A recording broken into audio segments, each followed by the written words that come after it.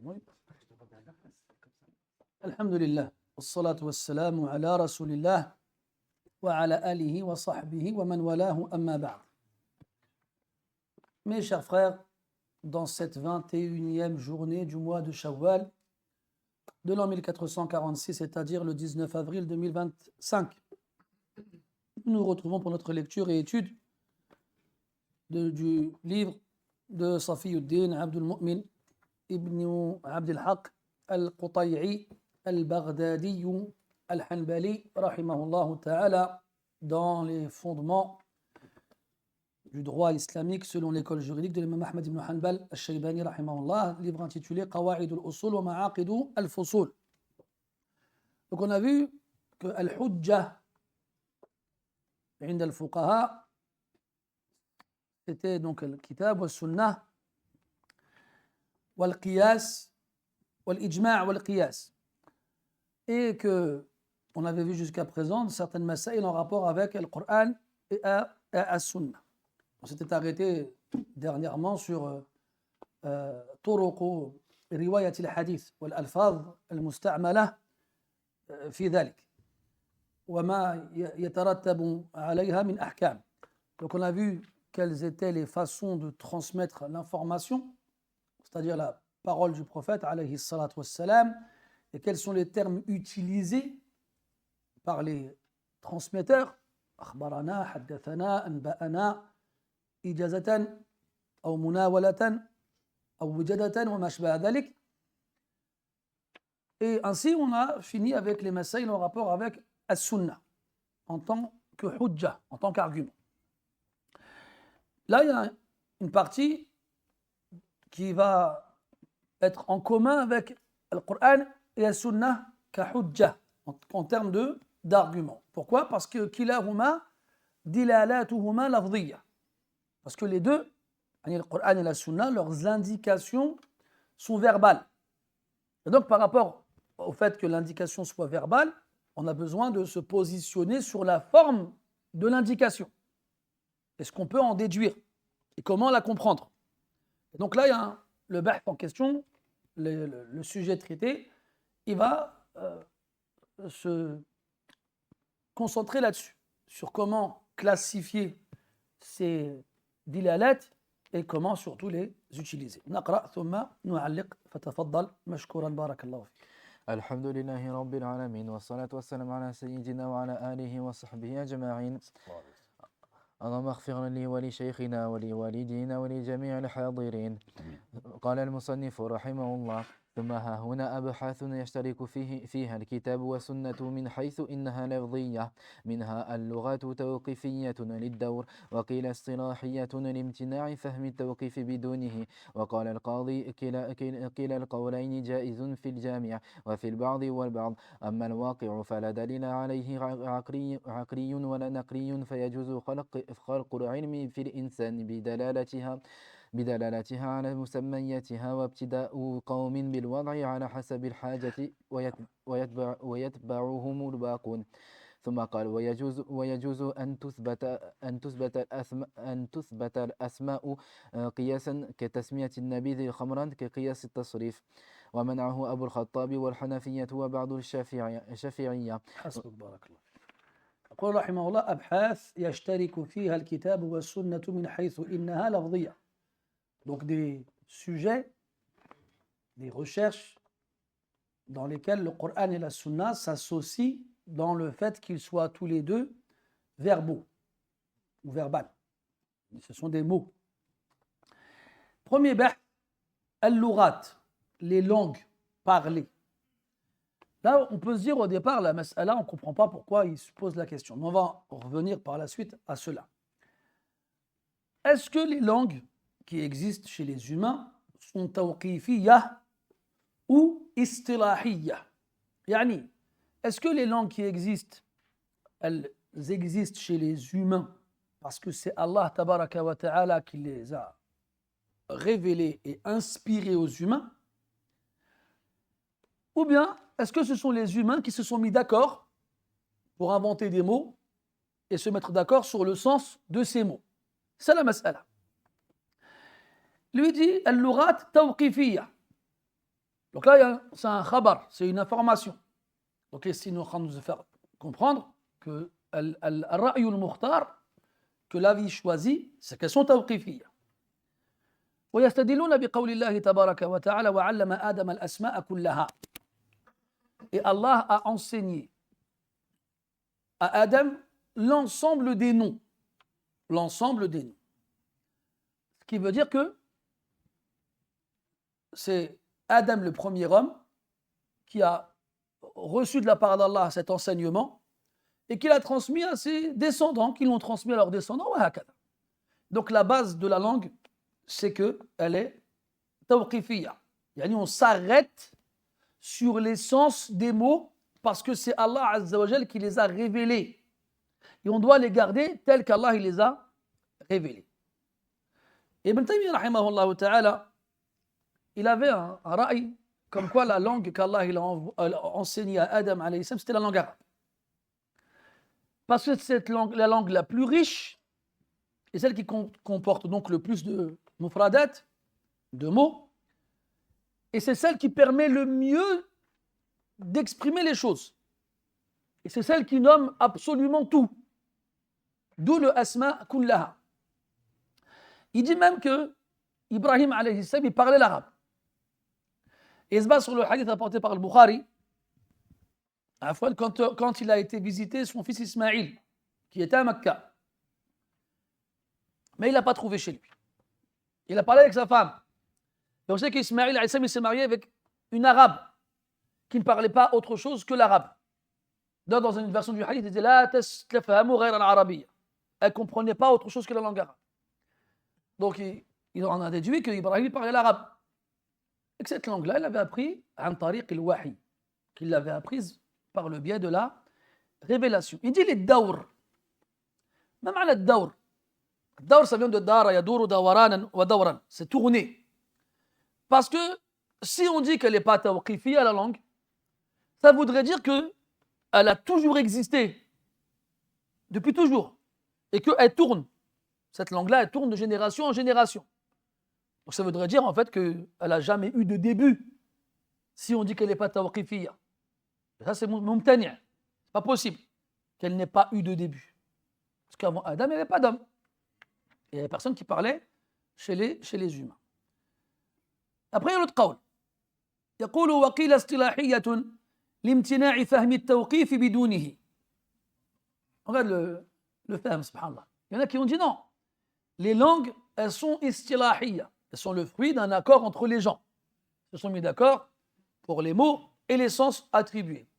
Regarde comment ils ont comment dirais-je, justifié ça. Ils ont dit l'imtina'i fahmi at-tawqif biduni. Quand Allah il leur a parlé, il fallait bien qu'ils comprennent les mots qu'on leur donne. Donc, ils avaient déjà les mots et ils connaissaient déjà leur sens. Donc, ils parlaient déjà avant qu'on leur révèle quoi que ce soit. وقال القاضي كلا القولين جائز في الجميع وفي البعض والبعض. En gros, les deux avis sont possibles dans l'ensemble des gens ou dans une partie. En gros, dans une partie des gens, ils ne peuvent pas inventer une langue et se mettre d'accord dessus, ils auront donc besoin d'un tawqif. Et chez une partie des gens, elle existait déjà avant, et donc ils s'en sont servis pour comprendre al-wahi. Al-maqsoud, c'est que cette question, elle est sujet à divergence. Mais l'avis que l'auteur il considère comme étant le plus juste, et c'est ra'yu al-jumhur, et c'est surtout ra'yu ahli sunnah. C'est l'avis de ahli sunnah. Et on va revenir après, pourquoi on précise ici ahli sunnah et pas les masail fiqhiyya. ثم قال أما الواقع فلا دليل عليه عقلي ولا نقلي. Donc en vrai,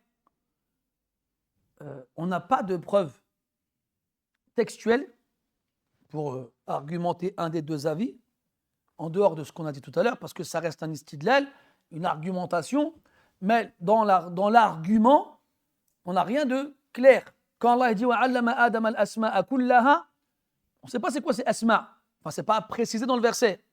Et on ne sait pas en quelle langue. Ça, c'est des ijtihadat, des istinbatat, des déductions. et des efforts de réflexion, mais qui ne sont pas présents dans le texte en lui-même.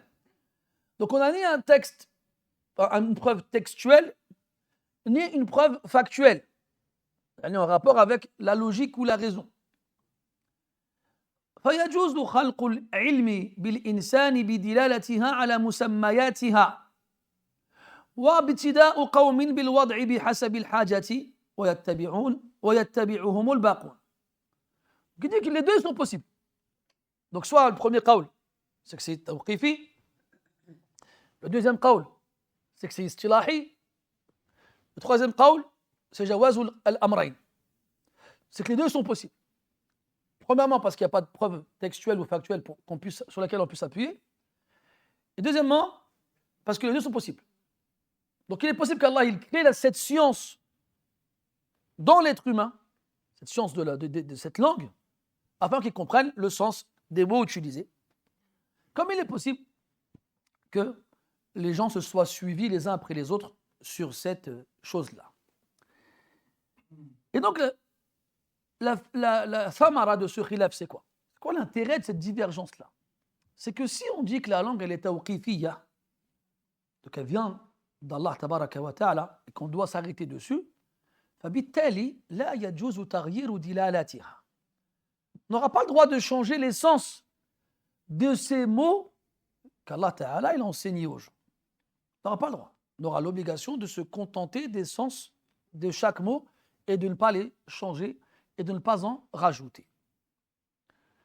Et ceux qui disent que c'est istilahi, ils vont te dire que on peut donc rajouter, enlever, échanger à ces mots-là d'autres sens. Et ça va servir par la suite à comment on va se servir, on va comprendre les termes utilisés dans les textes. Donc, ce que quelqu'un va venir, il va dire non, le mot ici ne veut pas dire ça, il veut dire autre chose, parce que la base dans la langue, c'est qu'elle est istilahiyya. Il va dire non, la base, c'est qu'elle est tawqifiyya, et qu'on ne peut pas changer les sens comme on veut. C'est là la thamara du khilaf, c'est là l'intérêt de la divergence. On pourrait se dire au départ, ça c'est un khilaf aqlani, la fa'idata fihi. C'est une divergence chez les philosophes et autres dans laquelle il n'y a aucun intérêt, alors que c'est plus profond que ça. ثم قال ويجوز أن عفوا j'ai pas lu la fin de la phrase non j'ai lu si j'ai lu ثم قال ويجوز أن تثبت الأسماء قياسا كتسمية النبيذ خمرا.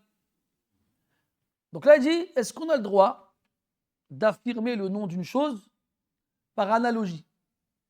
Donc si on part du principe où la base de la langue c'est qu'elle est arrêtée à la révélation tawqifiyya, est-ce qu'on a le droit de donner à un mot qui existe le nom, à un mot, pardon, à une chose, je vais y arriver, le nom d'une chose qui existait déjà? L'exemple qu'il donne, c'est al-nabidh. Est-ce que je peux appeler al-nabidh khamran? Al-nabidh, c'est fa'il, mais ma'na maf'oul.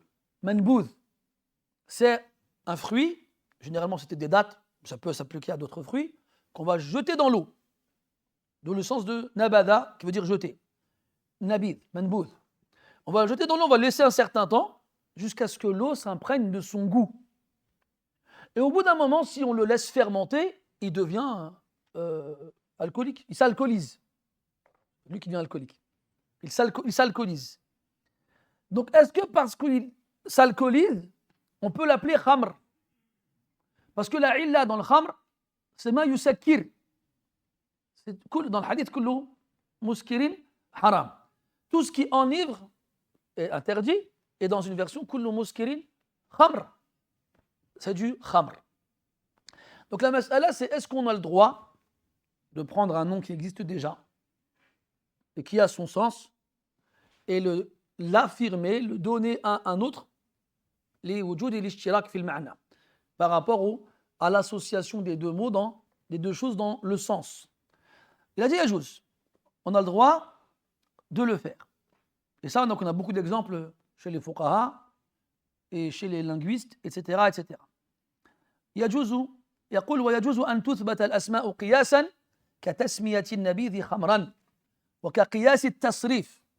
De la même façon qu'on va utiliser l'analogie dans la conjugaison, comme bina ou ismil fa'il. Donc si on peut transformer le verbe en nom en le soumettant à une échelle, ka'alima wa alim wa fahima wa fahim wa haluma jarra. Donc de la même façon, on peut utiliser le nom d'une chose et le donner à une autre parce qu'ils ont le même sens. Mathalan, dans les masail fiqhiyya, où cette mas'ala elle est importante, le voleur. On sait que haddu as-sariq al-qata', c'est que la punition du voleur, c'est l'amputation. On lui coupe la main. Mais qu'est-ce que le mot sariq vise?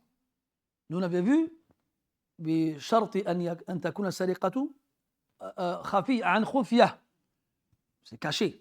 Ce n'est pas une chose qui est visible. Il fait ça sans que personne ne le voie. Alors ils se sont posé la question, at-tarrar. C'est quoi at-tarrar? C'est quelqu'un, il avait une lame et il coupait dans le marché devant tout le monde la poche et il prenait ce qu'il y avait dedans. Est-ce qu'on peut lui donner le hukm du voleur? Est-ce qu'on peut l'appeler voleur? Si on peut l'appeler voleur, alors on lui donnera le même jugement que le voleur. Et on lui coupera la main. Mais non, ils vont dire non.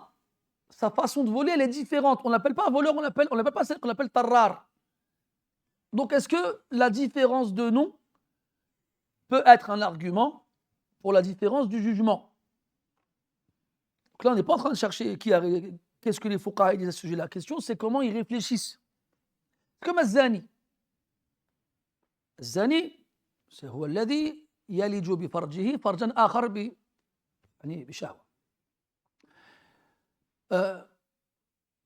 Est-ce que اللائط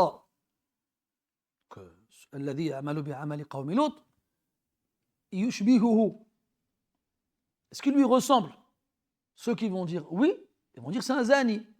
Et donc à ce moment-là, يلحقونه بحكم الزاني. Ils donneront le même jugement que le fornicateur. Et ceux qui vont dire non, ils vont dire on ne peut pas lui donner ce nom-là. Tu as compris la logique. Donc c'est pour ça que ici, il nous donne cette mas'ala. C'est comme dans le Coran, mathalan, on a le mot sayyara. On l'a dans 2 versets du Coran. On a dans le Maïda, أحل لكم صيد البحر وطعامه متاعا لكم وللسيارة. On l'a dans Yusuf عليه السلام. وجاءت سيارة فأرسلوا واردهم. الآية. Est-ce que le mot sayyara évoqué dans le Coran a le même sens que le mot sayyara qu'on utilise nous aujourd'hui? C'est pas ça qui est visé.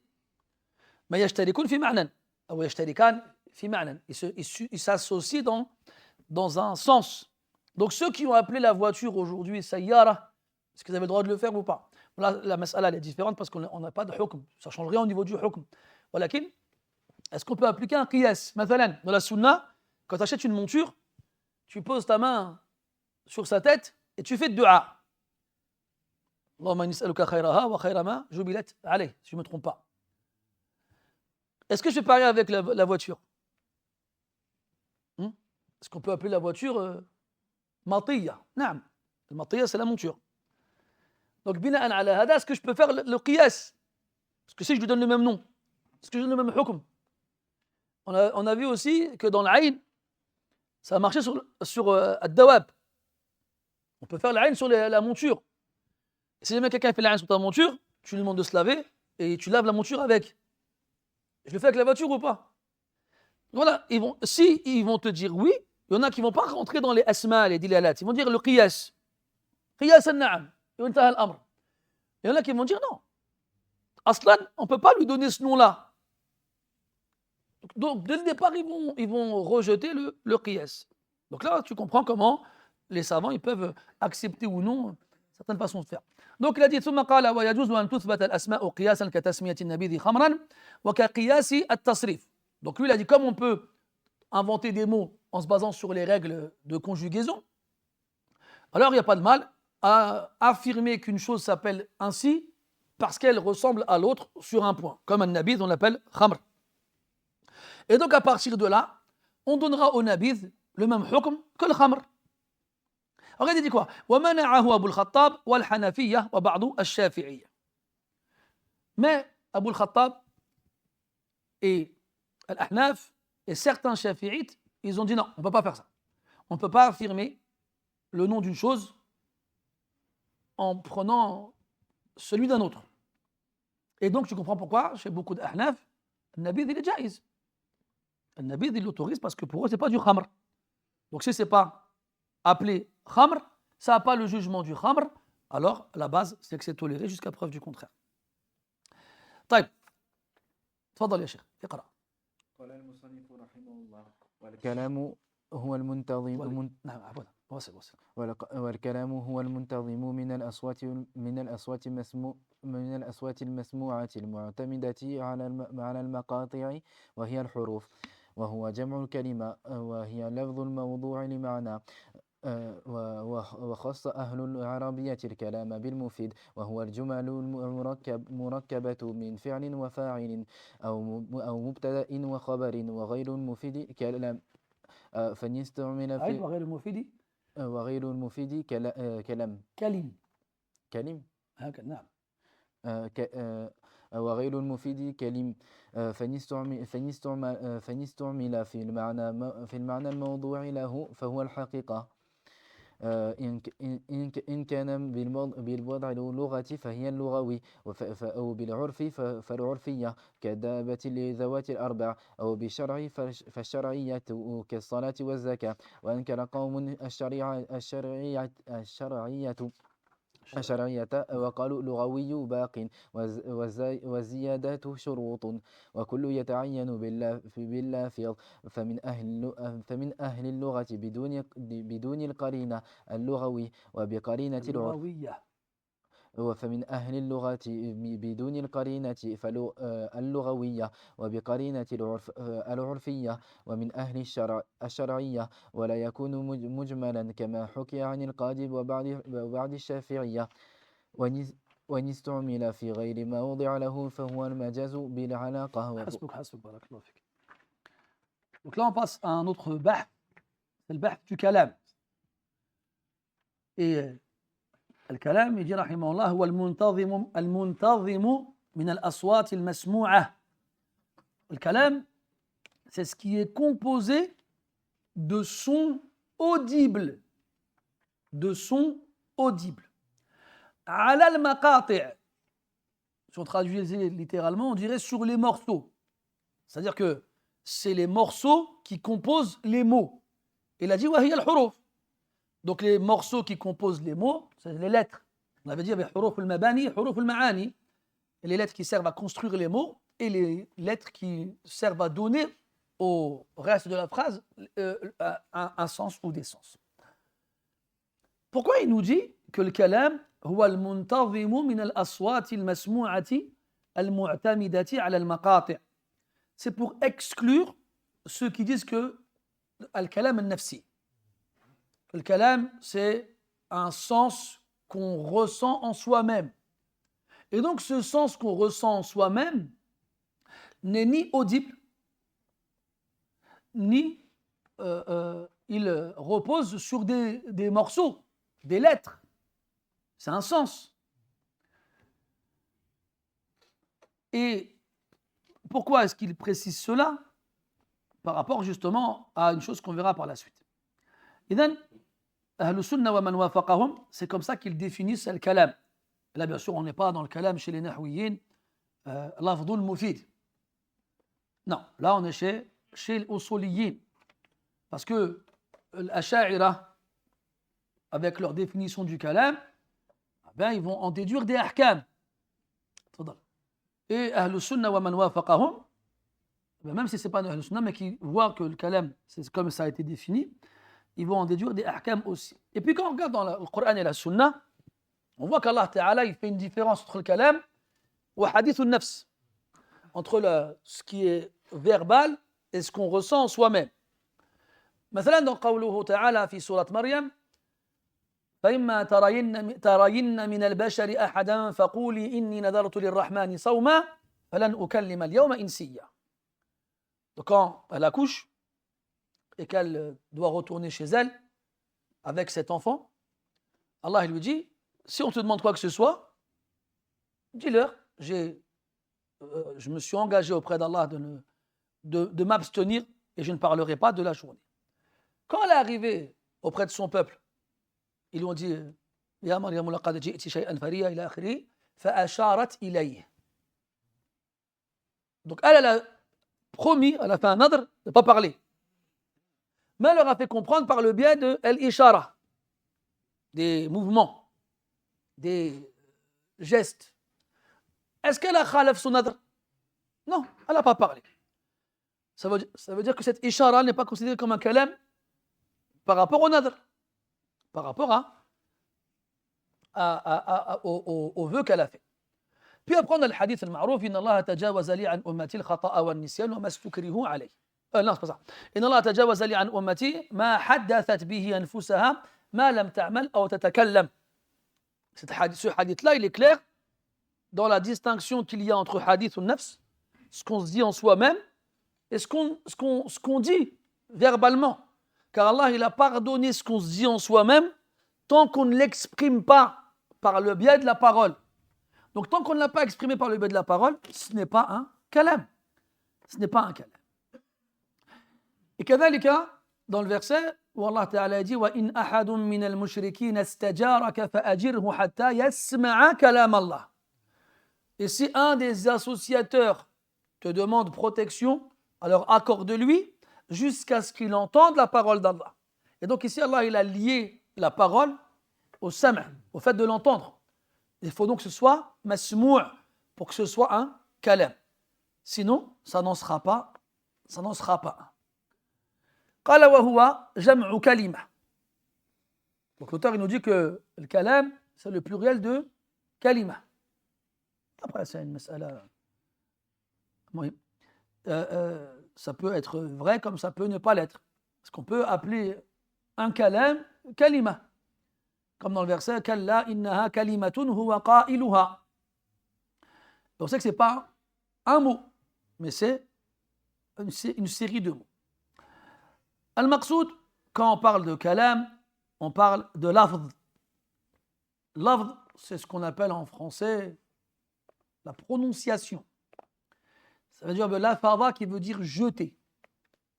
Et on appelle le mot jet, ou le fait de parler jeter, comme si les mots qu'on sort de notre bouche étaient des projectiles. Comme si c'était des projectiles. وهي اللفظ الموضوع لمعنى. Donc le kalam ou le kalima, qu'est-ce que c'est? C'est le mot qui a été donc instauré pour un sens précis. Pour un sens précis. C'est comme ça qu'on définit le mot, le kalam ou la kalima. ويقول وخص أهل العربية الكلام المفيد وهو الجمل المركبة من فعل وفاعل أو مبتدأ وخبر. Après, il précise qu'il y a une différence au niveau de la définition chez les usuliyin et chez les nahwiyin, chez les grammairiens. Chez les grammairiens, le kalam ou le mufid, ma afada ma'nan, ce qui apporte un sens. Et ce sont les phrases composées de mots. Que ce soit des phrases verbales, composées d'un verbe et d'un sujet, ou les phrases nominales, composées d'un mubtada et d'un khabar. Le maqsoud, il faut que ce soit mufid. Chez les nahwiyin, il faut que ce soit un kalam, que ça apporte un sens. Qala wa ghayru al-mufid kalim. Après, il nous dit que, on est dans les mustalahat, c'est que des termes techniques. C'est que, à la base, on a le kalam, al-muntadam, al-aswat, al-masmou'a, al-murakkab, c'est quoi déjà? Al-maqati', al-mu'tamida ala al-maqati'. Ça, c'est la définition chez les usuliyin de al-kalam. Après, il nous dit, al-kalima, c'est le pluriel de kalam. Chez les nahwi, chez les usuliyin. Après, il nous dit que chez al-lughawiyoun, une définition différente, pas à une grande échelle, mais elle reste différente. Il dit wa ghayru al-mufid kalim. Et on appelle le kalam qui n'est pas moufid, donc qui n'apporte pas de sens, kaqawlika zaydun khubzun. C'est un lafd, mais ça ne veut rien dire. Donc il dit que le ghayr al-mufid, on l'appelle kalim. Il y en a qui disent que le kalim, c'est le pluriel de kalam. Il n'y a pas le pluriel de kalima. Pardon, et pas. Non. Et on l'a dans le Coran. يحرفون الكلمة عن مواضعه. Ou encore, إليه يصعد الكلم الطيب. ولا يمكن أن نقول أن هذا غير مفيد. On ne peut pas dire que quand Allah Ta'ala il utilise le kalim dans ces versets qui visent quelque chose de غير مفيد. Abadan. Donc, c'est des mustalahat. C'est juste des termes techniques propres à ce qu'on appelle ahlou al-fan, aux gens de ce domaine-là. Après, il rentre dans le taqsim, il rentre dans la classification des mots ou de leur sens. Il dit فَإِنِ اسْتُعْمِلَ فِي الْمَعْنَى الْمَوْضُوعِ لَهُ فَهُوَ الْحَقِيقَةِ. Donc, si jamais on utilise le mot selon le sens pour lequel il a été créé, alors c'est ce qu'on appelle al-haqiqa. Et ça, on a parlé brièvement de al-haqiqa ou al-majaz au début du livre. De ce qu'on appelle le concret et l'abstrait. Le concret, c'est quand on va utiliser le mot par rapport à son sens premier, ce qu'on appelle en français le sens propre. Et quand on va l'utiliser pour un sens second, c'est ce qu'on appelle le sens figuré. Donc, si on utilise le mot selon son sens premier, c'est le sens propre. En arabe, on appelle ça la haqiqa, la réalité. Cette haqiqa, cette réalité, elle aussi, elle se divise en trois parties. Si on utilise le sens linguistique du mot, c'est une haqiqa lughawiyya, une réalité linguistique. قال فإن كان بوضع اللغة فهي لغوية اللغوية. Comme quand tu vas utiliser le mot asad pour désigner al-hayawan al-muftaris. Tu vas utiliser le mot lion pour nommer l'animal qui porte ce nom-là. C'est ça ce qu'on appelle al-haqiqa al-lughawi. C'est utiliser le mot avec le sens qui lui a été donné quand il a été créé. Et pas pour autre chose. C'est la réalité linguistique. أو بالعرف فهي العرفية. Deuxième type de réalité, de haqiqa, c'est d'utiliser le mot selon le sens que les gens lui ont donné dans leur usage, pas selon son sens de base dans la langue. Et donne l'exemple, ad-dabba.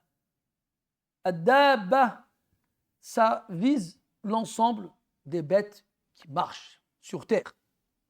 Dabba yadibbu إذا أصدر صوتا بوطئه الأرض بقدمه أو ما يقوم مقامه. Le verbe dabba en arabe, c'est faire un bruit quand tu poses le pas, quand tu marches sur terre. Donc tout ce qui marche sur terre en faisant du bruit, on l'appelle dabba. Ça c'est son sens linguistique. Allah dit dans le Coran وَمَا مِن دَابَّةٍ فِي الْأَرْضِ.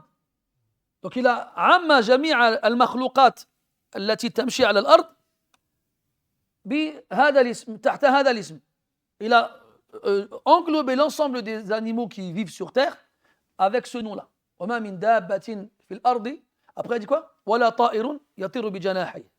Donc il a exclu les oiseaux parce qu'eux ils volent dans le ciel. Et ils ne marchent pas sur terre. Donc ce n'est pas des dawab. D'ailleurs on appelle l'ours dubbun, ce qui fait du bruit, de par son poids, quand il marche sur terre. Et le bruit du pas, on l'appelle dabib, qui vient aussi du verbe dabba yadubbu. Donc à la base, linguistiquement parlant, excusez-moi, hop, voilà. Linguistiquement parlant, ad-dabba, et le pluriel ad-dawab, c'est tous les animaux qui vivent sur terre et qui marchent sur la surface de la terre. Mais dans le urf, après ce urf, il est nisbi encore une fois, hein. Ce n'est pas le même urf chez tout le monde, mais dans le urf, on appelle dabba les quadrupèdes, les dawat il arba', les animaux qui ont quatre pattes. Ou bien même dans certaines sociétés, Dabba, c'est le cheval. Dans d'autres, c'est le bœuf, etc. C'est quoi? Quel est ce sens-là attribué au mot? C'est l'urfi.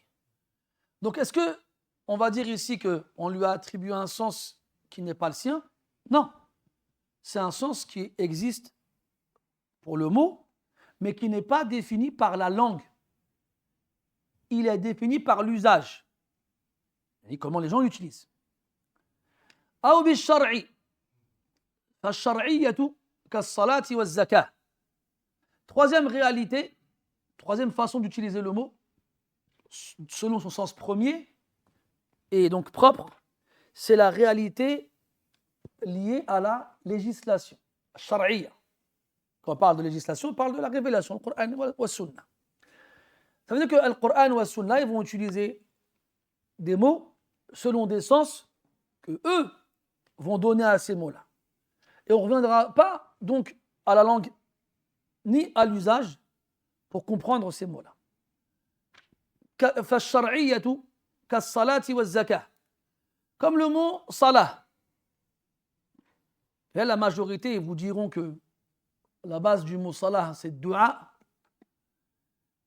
Et si on affirme cela, on sera face à des problématiques. Car Allah Azza wa Jalla dit هو الذي يصلي عليكم. C'est lui qui yusalli alaykum. Si on dit que as-salat bima'na ad-du'a, qu'est-ce que ça veut dire? Walladhi yad'ukum, c'est lui qui vous appelle. Et il dit ça dans le maqam al-thana. On sait qu'Allah yad'ouna. On a dans le verset Wallahu yad'u ila daris salam. Ahsantum. Allah il appelle à la demeure de la sécurité. Mais est-ce qu'on va comprendre, il appelle ici comme quand il dit Ud'ouni yastajib lakum? C'est pas la même chose. On ne va pas le demander. Il y a demandé, dua ici dans le sens de demander. Demandez-moi, Ud'ouni, appelez-moi, je vous répondrai. Et Wallahu yad'u ila daris salam. Un appel, mais bien sûr d'un autre type. Donc comment comprendre alors Huwa alladhi yusalli alaykum? Est-ce qu'on va dire yad'u? On ne peut pas dire yad'u. Parce que da'a لا يتعدى بعلى. Le verbe da'a, on ne va pas dire yad'u alaykum. Si on le dit, ça a un autre sens. Al-muhim, il y a des ishkalat comme ça qui ont poussé certains savants à dire qu'en fait, du'a, ça ne veut pas dire. Pardon, as-salah n'a pas comme sens initial ad-du'a. Alors, quel est son sens à ce moment-là? Qalu at-thana. Que son sens initial, c'est al-thana, l'éloge. Et là, tu peux yastaqim. Parce que as-salah mukawwana min thana, min dimniha al-thana, wa yajuzu tasmiyatu al-kulli bi ba'dihi. Parce que la prière, elle est composée d'éloges. Quand on lit le Fatiha, dans le Fatiha, il y a du thana. Et التسبيح والتحميد وما أشبه ذلك يدخل في هذا. Et il est permis d'appeler une chose par une de ses parties. Comme quand Allah dit وَارْكَعُوا مَعَ الرَّاكِعِينَ. مثلا اركعوا واسجدوا واعبدوا ربكم. Et quand on prend cette base-là sur le plan linguistique, comme quoi c'est thana, istaqim. Parce que quand il dit huwa alladhi yusalli alaykum, yuthni alaykum. أما قولهم أن الصلاة في هذه الآية بمعنى الرحمة فكذلك محل إشكال. Quant à ceux qui disent non, quand Allah dit huwa alladhi yusalli alaykum, yani yarhamukum, c'est un problème. Parce qu'Allah dit dans l'autre verset أولئك عليهم صلوات من ربهم ورحمة والواو تقتضي المغايرة.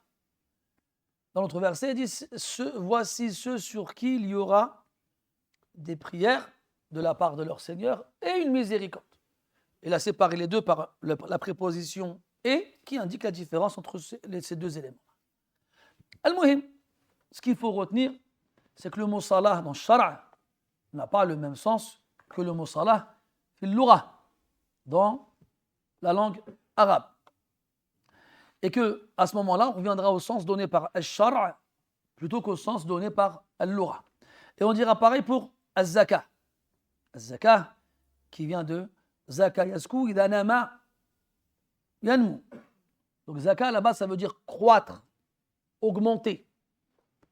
Et zaka shar'an, ça ne veut pas dire croître ou augmenter. Mais ça a un lien avec ce sens initial. Donc on a compris quoi? Al-mulakhas, c'est que dans les mots, il y avait des sens. Chaque mot est accompagné d'un sens. Un mot sans sens n'a pas de sens. Et que ces sens-là se divisent en 3 catégories. Ou du moins en 2 catégories principales. Ce qui est concret, le sens propre et premier. Et ce qui est abstrait, le sens second et figuré. Ensuite, dans ce qui est concret, le sens propre, il y a 3 formes de sens propre. Un sens propre lié à la langue arabe, du moins à la langue parlée, comment la langue va donner le sens à ce mot-là. Moi, je ne vais pas appeler ça guitare. C'est un micro. La langue, elle l'a appelé micro. Si je dis micro, on va comprendre que c'est un appareil qui a pour fonction d'amplifier le son ou la voix. Je ne peux pas utiliser un mot qui n'a absolument rien à voir ni dans ses composants, ni dans son sens, pour le désigner. Après, on a la réalité d'usage. D'usage, c'est-à-dire que les gens se mettent d'accord pour donner un sens à un mot, même si ce n'est pas son sens sur le plan linguistique. Comme en France, dans le sud, on appelle un sac une poche. Ces gens-là, entre eux, se sont mis d'accord pour appeler le sac poche. Donc quand entre eux, ils te demandent une poche, ils te proposent une poche, tu sais qu'il fait référence au sac. Et enfin, on a la réalité liée à la législation, à la révélation. Le Coran et la Sunna, comment le Coran et la Sunna ils vont donner des sens aux mots. ثم قال وأنكر قوم الشرعية وقالوا باق والزيادات شروط وأنكر قوم ولم يسميهم المصنف تحقيرا لشأنهم. Et l'auteur, dès le départ, depuis le début, quand il y a des divergences, il dit قالت الشافعية وقال فلان وقال علان. Là, il dit قوم, des gens. Et là, tu comprends que s'il ne cite pas le nom de ces gens qui ne sont pas d'accord avec ce taqsim, c'est qu'il ne leur donne pas d'i'tibar, de considération. Et donc, il ne leur donne pas de considération pour montrer à quel point ils sont dans l'erreur. Et kadhalika, pour montrer à quel point ils sont loin. Wal amru kadhalik, car ce sont al-murji'ah, wal jahmiyah, wal asha'ir. Ils ont dit, il n'y a pas de haqiqa shar'iyya. Pourquoi ils ont dit ça? Parce que مما يتميزون به عن غيرهم تعريفهم بالإيمان. Ce avec quoi ils se distinguent des autres, c'est comment ils définissent la foi. La foi chez eux, c'est at-tasdiq. Faqat. Donc ils sont restés sur le sens linguistique du mot iman. Et ils l'ont appliqué au mot iman dans al-shara'. Et donc, ils ont dit, le simple fait de croire suffit pour faire de toi un croyant. Et nous, on avait expliqué de nombreuses fois que le verbe en lui-même était suivi d'une préposition différente. Et qu'en fonction de cette préposition-là, le sens, il variait. وَمَا أَنْتَ بِمُؤْمِنٍ لَنَا وَلَوْ كُنَّا صَادِقِينَ وَإِن لَمْ تُؤْمِنُوا لِي فَاعْتَزِلُونَ Aminu bi wa bi rasuli. Et on a un verset, on a les deux. Vous vous souvenez c'est quoi le verset, Elias? Ahsant. ومنهم الذين يؤذون النبي ويقولون هو أذن أو أذن. قراءتان. قل أذن خير لكم يؤمن بالله ويؤمن للمؤمنين. Il croit en Allah, il a utilisé le ba, yu'minu billah. Et il croit les croyants. Tu as vu, même en français, il croit en Allah et ils croient les croyants. Donc ils les croient, les croyants. Ils ne les considèrent pas comme des menteurs, mais ils croient en Allah, c'est un tasdiq où il y a des choses supplémentaires. Zaïda. Et si je ne me trompe pas, c'est la 8e fois. Et non. Donc eux, ils ont dit non. Ils ont dit al-asl, la base dans le sens de l'iman, al-lughawi, c'est at-tasdiq. Et ils ont dit khlas, dans les ayats et les ahadiths, al-iman, c'est at-tasdiq. Donc tu vois comment ils cherchent justement la faille pour la créer. Parce que s'ils la cherchent, si elle n'existe pas, ils pourront chercher toute leur vie, ils ne la trouveront pas. Alors quand ils ne la trouvent pas, ils l'inventent. Eux, ils ont dit que le Coran, il a été révélé en arabe. Et que, donc la base, c'est que tout ce qu'il y a dans le Coran et la Sunna, c'est en arabe, selon le sens que les Arabes ont donné à la langue arabe. Et donc, ils se sont cantonnés à la haqiqa al-lughawi, à la réalité linguistique, pour rejeter le sens qu'on retrouve dans le Kitab wa Sunnah de ce genre de termes-là. C'est pour ça que justement dans les masaïl, les abhath al-usuliyya, on est amené à devoir évoquer les avis de Jahmiya et d'autres pour comprendre justement comment ils réfléchissent et aussi pour savoir comment leur répondre. قال رحمه الله وكل يتعين باللافظ. Chaque haqiqa évoquée tout à l'heure sera déterminé en fonction de celui qui parlera. اللافظ est celui qui parle. الذي يتلفظ. فإن كان اللافظ من أهل اللغة بدون القرينة فهي لغوية. Si celui qui parle dans un registre strictement linguistique. Tant qu'on n'a pas une qarina nous permettant de donner à sa parole une autre haqiqa, elle restera sur la base, c'est-à-dire linguistique. Si celui qui parle est dans un registre d'usage, je crois que c'est ce qu'on appelle le familier, c'est ça? Le familier, alors on ne donnera pas au sens des mots utilisés une autre réalité que celle d'ordre familier, sans qu'on ait une qarina. Et pareil pour al-shari'a. Donc quand al-shari'i va utiliser un mot, l'asl, c'est qu'il utilisera al-haqiqa shar'iyya et pas une autre haqiqa. ولا يكون مجملا كما حكي عن القاضي وبعض الشافعية. C'est-à-dire qu'on ne peut pas rester dans la globalité. On va regarder quoi? On va regarder celui qui parle. Donc là, il a évoqué deux choses. Celui qui parle et l'absence de qarina, l'absence d'indice extérieur qui nous permettrait de sortir de la base. Donc tant que celui qui parle, on peut le classer, c'est un lughawi, c'est un urfi, c'est un shar'i, on reste sur la base de son registre.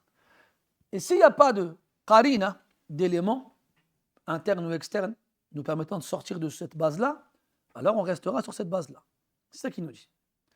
Wala yakunu mujmalan. On ne pourra pas dire que c'est global. Ça veut dire que s'il n'y a pas de qarina, c'est global. Non, s'il n'y a pas de qarina, on regarde quoi? Allah fait, celui qui parle. Et on se basera sur celui qui parle pour dire quel haqiqa il a utilisé. حكي كما حكي عن القاضي وبعض الشافعية. Comme l'exemple qu'il donne, c'est le hadith at-tawaf bil bayti salatun. Donc tourner autour de la Kaaba est une prière. Donc il y en a, ils ont dit ici, c'est le sens linguistique qui est visé, sans regarder qui parle. Qui parle ici? Prophète sallam. على تقدير صحة الخبر. C'est le prophète. Donc si c'est le prophète, c'est que c'est shar'i. Eux ont dit non. Ils ont dit il n'y a pas de qarina. Alors, c'est mujmal. C'est global. Et donc, ils ont déduit quoi de ça? Donc, ils ne regardent pas al-lafidh. Ils ne regardent pas celui qui parle. Moi, je regarde celui qui parle. Il n'y a pas de qarina. Je donnerai au mot qu'il a utilisé le sens du registre qui lui correspond. Ils ont dit non, il n'y a pas de qarina, on reste mujmal, on reste global. Donc on ne lui donnera pas un sens précis. Et ils ont déduit quoi de ça? Que tu ne fais pas la prière après le tawaf. Chez le jumhur, après tout tawaf, tu fais la rak'atayn. Ils ont dit, c'est pas comment dirais-je, un dalil qu'on peut utiliser pour affirmer qu'il y a la rak'atayn après le tawaf. Attention, après, quand on donne des exemples comme ça, on n'est pas en train de dire qu'ils ne voient pas la prière après le tawaf. On est en train de dire que ce n'est pas un dalil pour eux. Parce que comme il n'y a pas de qarina qui permet de définir la haqiqa, alors on reste sur le global. Comme quoi, ce n'est pas as-salat qui est visé selon le sens shar'i. Et là, tu comprends pourquoi, des fois, quand on vous dit très souvent que le dalil en lui-même ne va pas forcément être utilisé par des fuqaha, c'est suite à ce genre de choses-là. Dans leur usul, il n'est pas utilisable. Ils ne sont pas en train de dire qu'il n'y a pas de dalil. Mais ils vont te dire qu'on ne peut pas se servir de ça pour affirmer qu'il y a telle ou telle chose. C'est pour qu'on comprenne leur façon de voir les choses. Après, il y a le majaz, ça on va laisser pour demain, Inch'Allah ta'ala. Tu es content qu'on a commencé? 51 minutes. فيها كفاية إن شاء الله. Avez-vous des questions? تفضل. هل يمكن للإنسان أن يتكلم بكلمة وكيف يحمل المجمل مثلا؟ يعني لا يحمل الكلام على حقيقة معينة، يبقى مجملا، لا يقال أنه أراد بذلك الحقيقة الشرعية. لابد أن يريد بذلك أحد الكلام. نعم، فإذا انتفت القرينة عندهم حملوه إجمالا وهو المعنى الذي وضع له أصلا. هذا هو الذي يقصدون. المتكلم الذي يتكلم. لا، اللغة أصلا المعنى الموضوع له يعني للكلام يرجع إليه بدون قرينة، بدون وجود قرينة. والله أعلم. نعم.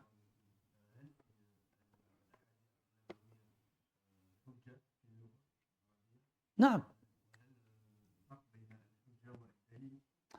نعم، لا، من حيث المعنى، وسبق أن تحدثنا عن ذلك أن الحجة بمعنى الدليل، لكن باعتبار الوضع أيضا فعند اللغويين يقولون دليل، يقولون شاهد، يقولون حجة، يقولون غير ذلك. وعند الفقهاء يقولون دليل أكثر من قولهم الحجة، ومنهم من يفرق بين الأمرين. المقصود أن الحديث النبوي مما يستدل به لأجل إثبات معاني الكلمات، وكذلك التركيبات وما أشبه ذلك، فهو دليل لغوي. نعم، والله أعلم. خلاص،